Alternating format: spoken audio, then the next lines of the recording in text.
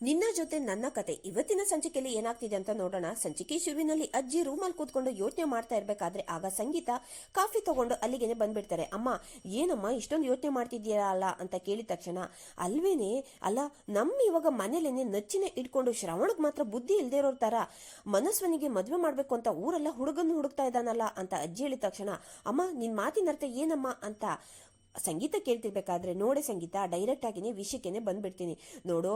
ನಮ್ಮ ಮನಸ್ವಿನಿಗೇನೆ ನಮ್ಮ ಅಜಿತ್ನ ತಂದ್ಕೋಬೇಕು ಅಂತ ನಾವೆಲ್ಲರೂ ಕೂಡ ತುಂಬಾನೇ ಆಸೆ ಪಟ್ಬಿಟ್ವಿ. ಆದ್ರೆ ಪಾಪ ಚಿಕ್ಕ ವಯಸ್ಸು, ಅವ್ರಿಗೂ ಕೂಡ ಪ್ರೀತಿ ಪ್ರೇಮ ಏನೂ ಕೂಡ ಗೊತ್ತಿರ್ಲಿಲ್ಲ. ಆದ್ರೆ ಮನೇಲಿ ಏನೇನೇನೋ ಆಗೋಯ್ತು.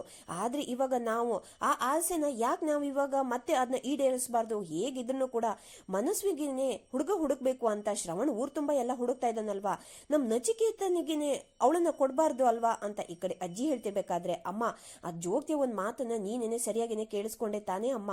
ನೋಡು, ಅವನ್ ಮನ್ಸಲ್ಲಿ ಪ್ರೀತಿ ಪ್ರೇಮ ಯಾವ್ದೋ ಒಂದು ಹುಡುಗಿ ಇದೆಯಂತ. ಅದು ಅಲ್ಲದೆ ಅವನ್ ಬೇರೆ ಫಾರಿನ್ ಅಲ್ಲಿ ಇದ್ಕೊಂಡು ಬಂದವನು, ಈಗಿನ ಕಾಲದ ಹುಡುಗ ಬೇರೆ. ಅದು ಅಲ್ಲದೆ ಶ್ರವಣ್ ಬೇರೆ ಇವಾಗ ಈ ವಯಸ್ಸನ್ನ ದಾಟ್ಕೊಂಡೇ ಬಂದಿದ್ದವನು. ಹಾಗಾಗಿ ಅವನಿಗೂ ಕೂಡ ಎಲ್ಲ ಸರಿಯಾಗಿನೇ ಗೊತ್ತು ಅಂತ ತಾನೇ ಅವನು ಬೇರೆ ಕಡೆಯಿಂದಾನೇ ಹುಡುಗನ್ನ ಹುಡುಕ್ತಾ ಇರೋದು. ಹಾಗಾಗಿ ಅದು ಅಲ್ಲದೆ ಅಮ್ಮ, ಅಜಿತ್ ಮತ್ತೆ ಮನಸ್ವಿನಿ ಮದ್ವೆ ಆಗ್ಲಿಲ್ಲ ಅಂತ ಮನೇಲಿ ಬೇರೆ ಎಷ್ಟೆಲ್ಲ ಆಗೋಯ್ತು. ಅದು ಅಲ್ಲದೆ ನಮ್ಮ ಮಂಜು ಬೇರೆ ಅಜಿತ್ನ ಮದ್ವೆ ಆಗ್ಬೇಕು ಅಂತ ಇನ್ನೂ ಕೂಡ ಮನ್ಸಲ್ಲಿ ಎಷ್ಟೊಂದೆಲ್ಲ ಆಸೆನ ಇಟ್ಕೊಂಡಿದ್ದಾಳೆ. ಅದು ಅಲ್ಲದೆ ಇಷ್ಟೆಲ್ಲ ಇವಾಗ ಸಮಸ್ಯೆ ಇರ್ಬೇಕಾದ್ರೆ ಇನ್ನ ಏನೂ ಕೂಡ ಸಮಸ್ಯೆ ಆಗೋದು ಸುಮ್ನೆ ಯಾಕಮ್ಮ? ಈ ವಿಷಯನ ನಾವು ಇಲ್ಲಿಗೆ ಬಿಟ್ಬಿಡೋದು ಒಳ್ಳೇದಂತ ಅನ್ಸುತ್ತೆ. ಸರಿ, ಕಾಫಿ ತಣ್ಣಗಾಯ್ತು, ನಾನು ಹೋಗ್ಬಿಟ್ಟು ಬೇರೆ ಕಾಫಿನ ಮಾಡ್ಕೊಂಡು ಬರ್ತೀನಿ ಅಂತ ಹೇಳ್ಬಿಟ್ಟು ಸಂಗೀತ ಅಲ್ಲಿಂದ ಹೊರಟೋಗ್ತಾರೆ.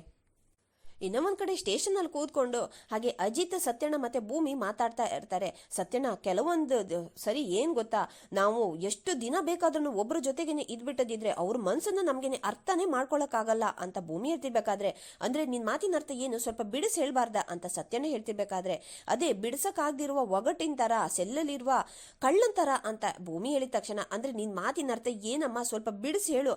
ಅದಕ್ಕೆ ಅವನು ಹೇಳೋದು ನಿನ್ಗೆ ಕರೆಕ್ಟ್ ಆಗಿದೆ, ನೀನು ಬಾಯ್ ಬಡ್ಕಿ ಅಂತ ಏನೇನೋ ಮಾತಾಡ್ತೀಯ ನೀನು ಅಂತ ಈ ಕಡೆ ಸತ್ಯಣ್ಣ ಹೇಳ್ತಿರ್ಬೇಕಾದ್ರೆ, ಅದೇನ್ ಗೊತ್ತಾ ಸತ್ಯಣ್ಣ, ಮನೇಲಿ ಇವತ್ತು ಆ ಫ್ರಾಡ್ ಅಶ್ವಿನಿ ಇದ್ದಾಳಲ್ವಾ, ಅವಳಿಗೆ ಮದುವೆ ಮಾಡಿಸ್ಬೇಕು ಅಂತ ದೊಡ್ಡ ಸಾಹೇಬ್ರು ಗಂಡನ ಹುಡುಕಿದ್ರು. ಅವಳು ಮದ್ವೆ ಆಗಿ ಹೋಗ್ತಾಳಂತ ಇವರು ಖುಷಿಯಾಗಿರ್ಬೇಕು ತಾನೇ ಸಾಹೇಬ್ರು. ಆದ್ರೆ ಅವಳು ಮದ್ವೆ ಆಗಿ ಹೋಗ್ತಾ ಇರೋ ವಿಷಯನೇ ತಲೆಯಲ್ಲಿ ಕೆಡ್ಸ್ಕೊಂಡು ತುಂಬಾನೇ ಟೆನ್ಷನ್ ಮಾಡ್ಕೊಂಡಿದ್ದಾರೆ ನೋಡಿ ಅಂತ ಈ ಕಡೆ ಭೂಮಿ ಹೇಳ್ತಿರ್ಬೇಕಾದ್ರೆ, ಏ ಲೂಸು, ನಾನು ಟೆನ್ಷನ್ ಹಾಕಿರೋದು ಅದಕ್ಕಲ್ಲ.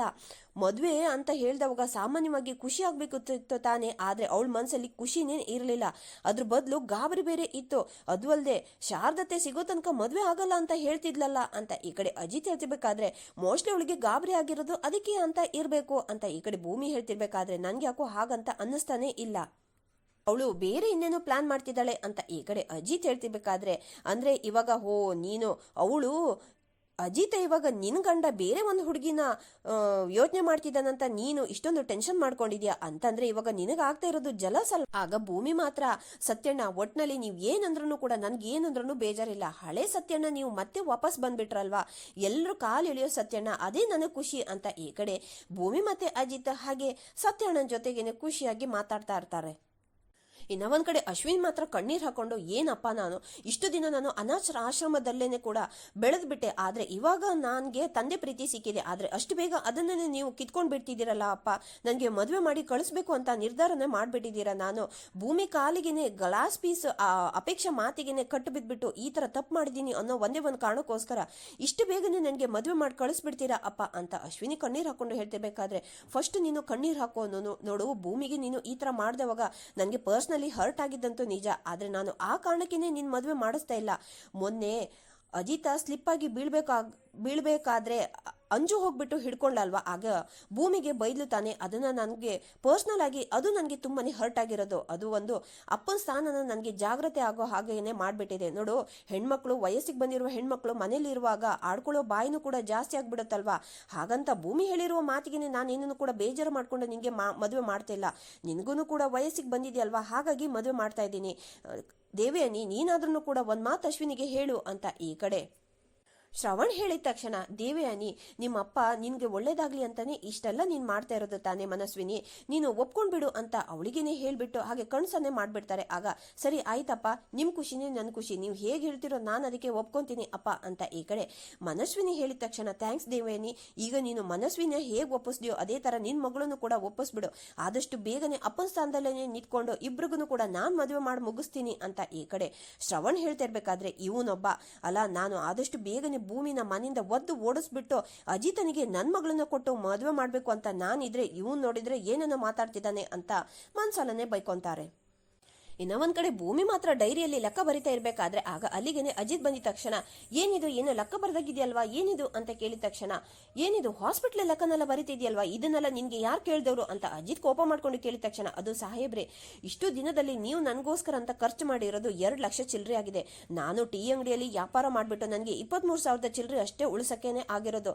ಆದ್ರೆ 1 ವರ್ಷದ ನಮ್ಮ ಅಗ್ರಿಮೆಂಟ್ ಮುರಿಯೋದ್ರ ಒಳಗಡೆನೆ ನಾನು ಇದನ್ನೆಲ್ಲ ಕೊಟ್ಬಿಟ್ಟು ಹೋಗ್ಬಿಡ್ತೀನಿ ಯಜಮಾನ್ರೆ, ಇವಾಗ ಸದ್ಯಕ್ಕೆ ಇದನ್ನ ಇಟ್ಕೊಳ್ಳಿ ಅಂತ ಈ ಕಡೆ ಭೂಮಿ ಒಂದಷ್ಟು ದುಡ್ಡನ್ನ ಕೊಡ್ತಾ ಇರ್ಬೇಕಾದ್ರೆ ಆಗ ಅಜಿತ್ ಮಾತ್ರ ಡೈರಿನ ನೋಡ್ಬಿಟ್ಟು, ಏಯ್ ಏನೇ ಆಗಿದೆ ನಿನ್ಗೆ, ಈ ಮನೆಯಲ್ಲಿ ತಿಂದಿದ್ದಕ್ಕೂ ಉಂಡಿದ್ದಕ್ಕೂ ಕಾಫಿ ಕುಡಿದಕ್ಕೂ ಕೂಡ ಎಲ್ಲದಕ್ಕೂ ಲೆಕ್ಕ ಬರ್ದಿದ್ಯಲ್ವಾ ನಿನ್ಗೆ, ಇಷ್ಟೇನಾ ಇದು ಅಂತ ಈ ಕಡೆ ಅಜಿತ್ ಕೋಪ ಮಾಡ್ಕೊಂಡು ಕೇಳ್ಬಿಟ್ಟು, ನಾನ್ ನಿಂಗೆ ತಾಳಿ ಕಟ್ಟಿರುವ ಗಂಡನ ಮನೆಯಲ್ಲಿ ಉಂಡಿದ್ದಕ್ಕೆ ತಿಂದಿದ್ದಕ್ಕೆ ಯಾರಾದ್ರೂ ಕಾಸು ಕೊಡ್ತಾರಾ ಅಂತ ಅಜಿತ್ ಕೋಪ ಮಾಡ್ಕೊಂಡು ಕೇಳ್ತಿರ್ಬೇಕಾದ್ರೆ ಯಜಮಾನ್ರೆ, ಆದ್ರೆ ನಾವು ಮಾತ್ರ ಒಪ್ಪಂದದ ಮದ್ವೆ ಆಗಿರೋದಲ್ವಾ, ನೀವು ನನ್ಗೆ ರಿಯಲ್ ಗಂಡ ಅಲ್ವಲ್ಲ ಅಂತ ಈ ಕಡೆ ಭೂಮಿ ಹೇಳಿದ ತಕ್ಷಣ ಅಜಿತ್ ಮಾತ್ರ ಕೋಪ ಮಾಡ್ಕೊಂಡು ಅಲ್ಲಿಂದ ಹೋಗ್ಬಿಟ್ಟು ಡೋರ್ ಲಾಕ್ ಹಾಕಿ ಬಂದು ಮಲ್ಕೊಂಡ್ಬಿಡ್ತಾನೆ. ಇದೇನು ಸಾಹೇಬ್ರು ಕೋಪ ಮಾಡ್ಕೊಂಡು ಮಲ್ಕೊಂಡ್ಬಿಟ್ಟಿದ್ದೀರಲ್ಲ, ಕೃಷ್ಣ ನೀನೇನೆ ನನ್ನ ಕಾಪಾಡಬೇಕು ಅಂತ ಈ ಕಡೆ ಹಾಗೆ ಭೂಮಿನೂ ಹೋಗ್ಬಿಟ್ಟು ಮಲ್ಕೊಂಡ್ಬಿಡ್ತಾಳೆ. ಈ ಕಡೆ ಭೂಮಿ ಹಾಗೆ ನಿದ್ರೆ ಮಾಡಿದ ತಕ್ಷಣ ಅಜಿತ್ ಮತ್ತೆ ಎದ್ಬಿಟ್ಟು ಅವಳ ಡೌರಿನೇ ತಗೊಂಡು ಹಾಗೆ ಅದರಲ್ಲಿ ಮತ್ತೆ ಏನನ್ನೋ ಬರ್ದ್ಬಿಟ್ಟು ಅದನ್ನ ಟೇಬಲ್ ಮೇಲೇನೆ ಇಟ್ಟು ಮತ್ತೆ ಹೋಗಿ ಮಲ್ಕೊಂಡ್ಬಿಡ್ತಾನೆ. ಇನ್ನ ಒಂದ್ ಕಡೆ ಅಂಜು ಮತ್ತೆ ದೇವಯಾನಿ ರೂಮಲ್ಲಿ ಕೂತ್ಕೊಂಡು ಮಾತಾಡ್ತಾ ಇರ್ತಾರೆ. ಮಾಮ್, ಈ ಅಶ್ವಿನಿ ಇದ್ದಾಳಲ್ವಾ, ಮನಸ್ವಿನಿಯಾಗಿ ಈ ಮನೆ ಸೇರ್ಕೊಂಡಿದ್ದವಳು ನನಗಂತೂ ಏನ್ ಮಾಡ್ತಿದ್ದಾಳಂತ ಒಂದೂ ಅರ್ಥನೇ ಆಗ್ತಾ ಇಲ್ಲ. ದುಡ್ಡಿನ ಆಸೆಗೇನೆ ಪಟ್ಬಿಟ್ಟು ನೀವು ಹೇಳಿರೋ ಕೆಲಸ ಮಾಡಕ್ಕೇನೆ ಬಂದವಳು, ಈಗ ಬೇರೆ ಮಾವ ಬೇರೆ ಅವಳಿಗೆ ಮದುವೆ ಮಾಡಕ್ಕಂತ ಒಪ್ಸಿದ್ದಾರೆ. ಆದ್ರೆ ಅವಳು ಮದುವೆ ಆಗದಿದ್ರೆ ಅವಳು ಅನ್ಕೊಂಡಿರೋ ಹಾಗೆ ಚೆನ್ನಾಗಿರೋ ಲೈಫ್ ಅವಳಿಗೆ ಸಿಗ್ತಾ ಇತ್ತು. ಆದ್ರೆ ಅವಳು ಇವಾಗ ಈ ಮದುವೆಗೆ ಒಪ್ಕೊಂಡಿಲ್ಲ ಅಂತಂದ್ರೆ ಮಾಮ್, ಅವಳೇನಾದ್ರೂ ನನ್ನ ಅಜಿತ್ ಮೇಲೆನೆ ಕಣ್ಣಾಕಿಲ್ಲ ತಾನೆ ಅಂತ ಈ ಕಡೆ ಅಂಜು ಹೇಳ್ತಿರ್ಬೇಕಾದ್ರೆ ಖಂಡಿತ ಇಲ್ಲ ಅಂತ ಹೇಳ್ಕೊಂಡು ಅಶ್ವಿನಿನೇ ಒಳಗಡೆ ಬಂದ್ಬಿಡ್ತಾಳೆ. ಅಂದ್ರೆ ನೀನ್ ಏನ್ ಮಾಡಕ್ಕಂತ ಹೊರಟ್ಬಿಟ್ಟಿದ್ಯಾ, ಈ ಮದ್ವೆನ ಯಾಕೆ ನೀನು ಬೇಡ ಅಂತ ಹೇಳ್ದೆ ಅಂತ ಈ ಕಡೆ ಅಂಜು ಹೇಳ್ತಿರ್ಬೇಕಾದ್ರೆ ನನಗೂ ಕೂಡ ಒಂದು ಬಿಸ್ನೆಸ್ ಎಥಿಕ್ಸ್ ಅಂತ ಹೇಳಿ ಇರುತ್ತೆ. ನಾನು ದೇವಿಯಾನಿ ಮ್ಯಾಮ್ ಹೇಳಿರುವ ಕೆಲಸ ಮಾತ್ರ ಮಾಡಕ್ಕಂತ ಈ ಮನೆಗೇನೆ ಬಂದಿರೋದು. ಅದಾದ ನಂತರ ನಾನು ನನ್ನ ಒರಿಜಿನಲ್ ಪೇರೆಂಟ್ಸ್ ಹತ್ರನೇ ಹೋಗ್ಬಿಡ್ತೀನಿ ನಾನು ಅಂತ ಈ ಕಡೆ ದೇವೇನಿ ಹೇಳ್ತಿರ್ಬೇಕಾದ್ರೆ, ನೋಡು ನೀನ್ ಯಾರು ಅಂತಾನೂ ಕೂಡ ನನಗೆ ಗೊತ್ತಿಲ್ಲ, ಭದ್ರನ್ ಮೂಲಕ ನನಗೆ ನೀನು ಪರಿಚಯ ಆಗಿರೋದು. ಅಂದಾಗೆ ನೀನ್ ಯಾವ ಊರು, ನಿನ್ ಪೇರೆಂಟ್ಸ್ ಏನ್ ಮಾಡ್ತಾ ಇದ್ದಾರೆ, ನೀನಿಲ್ಲಿ ಏನ್ ಕೆಲಸ ಮಾಡ್ತಿದ್ಯಾ ಅಂತ ಅವ್ರಿಗೇನಾದ್ರೂ ಗೊತ್ತಾ ಅಂತ ಈ ಕಡೆ ದೇವಯಾನಿ ಅವಳ ಹಿಸ್ಟ್ರಿನ ಕೇಳ್ಬಿಡ್ತಾಳೆ. ಈ ಕಡೆ ಅಶ್ವಿನಿ ಮಾತ್ರ ತುಂಬಾನೇ ಶಾಕ್ ಆಗ್ಬಿಡ್ತಾಳೆ. ಇಲ್ಲಿಗೆ ಸಂಚಿಕೆ ಮುಕ್ತಾಯವಾಗುತ್ತೆ.